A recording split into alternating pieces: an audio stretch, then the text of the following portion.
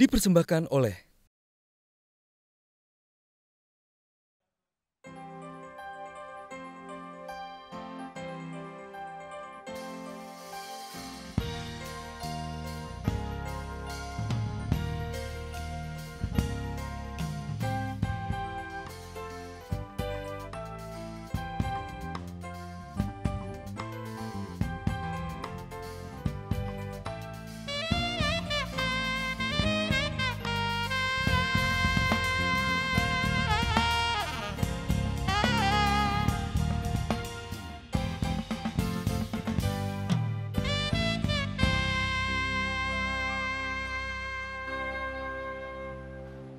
Apa kabar pemirsa? Jumpa kembali dengan saya Yofi Widianto dalam Indonesia untuk Indonesia Kaya.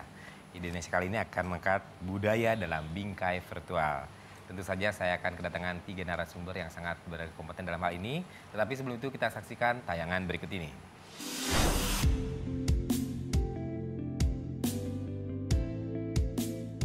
Indonesia, sebuah negeri yang menawan dengan pesona keanekaragaman budaya serta keindahan bentangan alam yang mampu membuat siapapun berdecak kagum.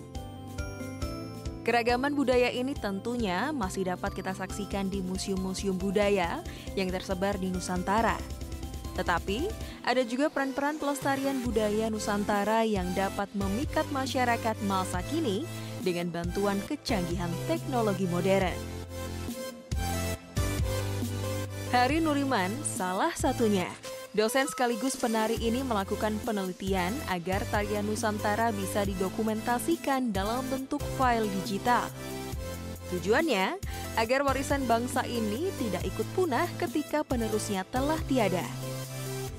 Metode yang digunakan adalah teknologi motion capture, yaitu sebuah teknologi untuk menangkap atau mendokumentasikan gerakan-gerakan yang menghasilkan model digital dalam bentuk vektor. Sedangkan dari Salatiga, sebuah perusahaan pengembang aplikasi ponsel pintar, tergerak untuk membuat sesuatu yang berguna bagi Nusantara.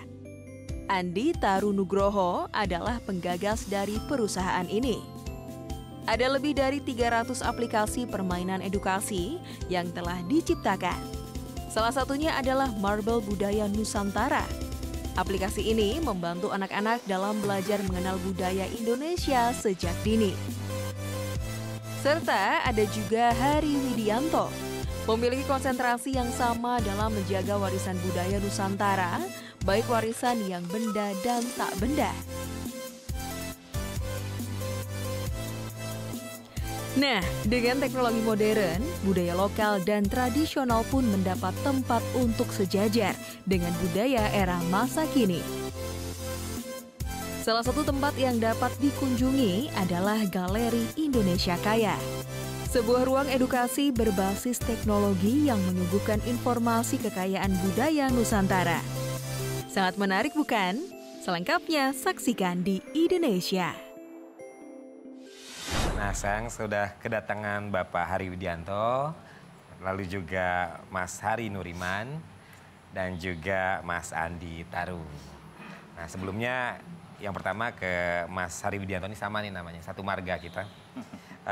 Bagaimana yang dilakukan tentang tadi ada pelestariannya, lalu juga penghargaan dari UNESCO terhadap beberapa hal yang sudah kita dapatkan, dan juga ada yang benda dan tak benda. Mungkin bisa di-share kepada pemirsa. Iya, kita bicara tentang warisan budaya. Dalam hal ini dipisahkan antara warisan yang bersifat bendawi, tangible culture, dan warisan yang bersifat tak benda. Ya. Dua-duanya ini sudah mempunyai undang-undang. Yang bersifat bendawi itu cagar budaya sudah sejak tahun 2010. Sedangkan yang tak benda ini baru 2017 kemarin bernama Undang-Undang Pemajuan Kebudayaan. Ini adalah khusus yang bersifat intangible culture, yang tak benda tadi itu. Tak benda. Jadi kalau yang pertama kita berurusan dengan bangunan, benda, struktur, situs dan kawasan cagar budaya. Sedangkan yang kedua ini berurusan dengan masalah tradisi, lisan, manuskrip, kesenian, kemudian permainan tradisional, teknologi tradisional, dan sebagainya. Jadi sudah terpisah sebetulnya. Dua-duanya ada undang-undangnya. Dua-duanya sudah ada undang-undangnya. Ya. Dan saya dengar akan bakal ada semacam konferensi di bulan November. Ya, itu merupakan kongres kebudayaan ya, yang akan dilaksanakan di Jakarta pada bulan November tahun ini. Dan di situ rencananya strategi kebudayaan yang akan menjadi dasar dari rancangan induk tentang pemajuan kebudayaan akan diketok di situ itu. Ya. Mungkin ini jadi sebuah kabar gembira juga buat para seniman-seniman kita. Tentunya betul. jadi akan lebih termotivasi lagi untuk berkarya dan semoga karyanya bisa menjadi suatu hal yang menjadi semacam yang bisa dibanggakan juga oleh bangsa kita tentunya. Nah, tentu ini Mas Hari Nuriman, ini kan yang dilakukan juga nampaknya sebenarnya ada hubungannya dengan pelestarian itu. Mungkin bisa dibagikan juga agar bahwa yang selama ini dilakukan udah mungkin bentuknya sudah cukup maju dan menjadi sesuatu yang bisa menarik juga para penyintas seni atau masyarakat Indonesia untuk bisa mencintai budayanya. Saya ini penari. Jadi saya penari tradisional.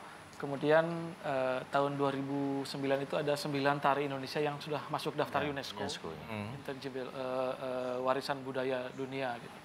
Nah setelah itu saya melihat ini tarian ini kalau tidak dikonservasi dengan baik akan hilang kalau tari klasik itu, karena nanti empu tarinya meninggal, kemudian tarinya berubah sedikit saja sudah jadi tari kreasi, sudah bukan tari klasik lagi gitu. Saya melihat ini akan terancam ini. Jadi saya mencoba mengembangkan sebuah metode yang bisa mengkonservasi tarian itu dengan teknologi digital, dengan teknik motion capture itu. Jadi sebuah tarian bisa dilihat 360 derajat dengan seorang penari yang misalnya empu tarinya dipasangi sensor, kemudian vektornya diambil, di capture dengan komputer, kemudian diaplikasikan ke tubuh digital ke model 3D yang dibuat sebelumnya. Jadi si penarinya itu nanti akan bisa kita lihat di zoom secara 360 derajat. Jadi gerakan-gerakan tari yang selama ini tidak terlihat di panggung begitu, gerakan di tangan di belakang seperti apa, ukelnya dan lain-lain itu akan bisa terlihat dan bisa dipelajari. Jadi yang pertama adalah dikonservasi, kemudian juga bisa untuk edukasi. Orang-orang mau belajar tari secara kasar bisa belajar, nanti setelah itu ketemu dengan gurunya tinggal dibetulkan sedikit-sedikit. Sejauh ini sudah berapa tarian yang dibuat? Saya mencoba, ada target saya yang tahap awal ini ada 9 tari yang masuk daftar UNESCO dulu. Baru satu model demo saya mencoba tari topeng Cirebon, tari topeng Kelana. Nanti target saya berikutnya adalah setiap provinsi akan punya satu tarian yang mungkin bisa dipelajari. Jadi nanti anak dari Papua kalau mau belajar tari saman tidak perlu dia datang ke Aceh atau guru dari Aceh datang ke Papua gitu. Cukup belajar dari aplikasi handphone atau dari komputer.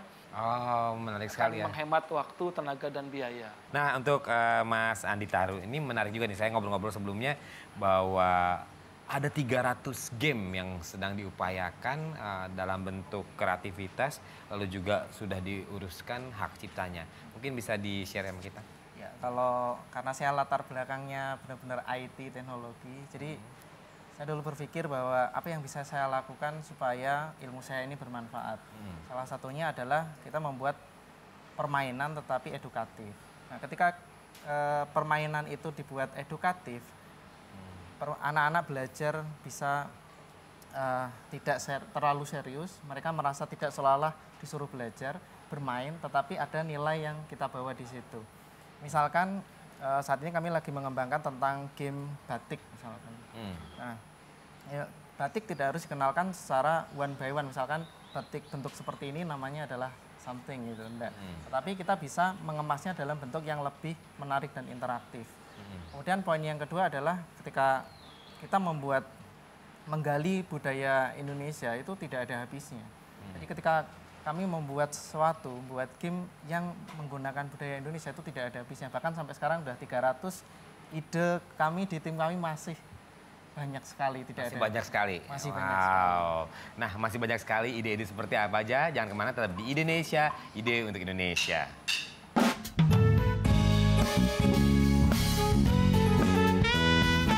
Selain dengan pemerintah juga kan tadinya dengan tari, sekarang saya mencoba ke pencaksilat.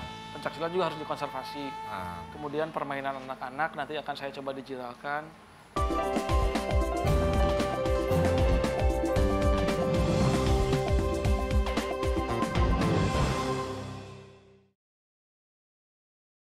Dipersembahkan oleh